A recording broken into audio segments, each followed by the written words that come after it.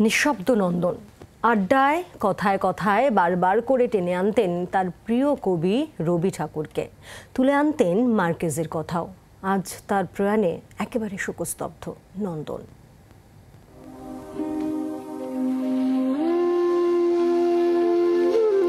Alimuddin street ও মহাকরণ।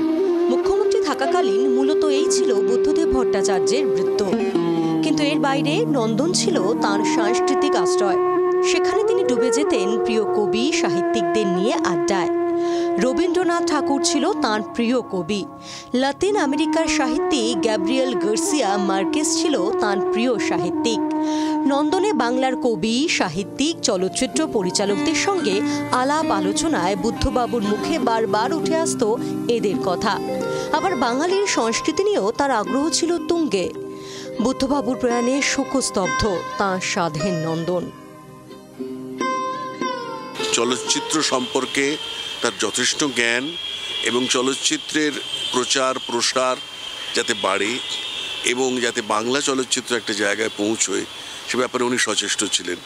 শুধু চলচ্চিত্র নয়, সাহিত্য, নাটক এই সমস্ত ক্ষেত্রে কিন্তু তার এই সংবেদনশীলতা পরিস্ফুট হয়েছে এবং কথা বলার সময় আমার মনে হয়েছে নানান ব্যাপারে উনি ভীষণ কৌতূহলী ছিলেন।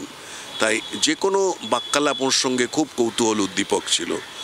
এই মুহূর্তে আমি শোকাহত, সত্যি কিছু বলতে পারছি না। আমি ভাবিনি যে এই ঘটনাটা এত চট করে ঘটে যাবে। তক্ত রাজনীতির বাইরেও বুদ্ধদেব ভট্টাচার্য ছিলেন অনেকটাই স্বতন্ত্র। রাজনীতি ছাড়াও গান, কবিতা কিংবা শিল্পচর্চা, চলচ্চিত্র তার পছন্দের সাবজেক্ট।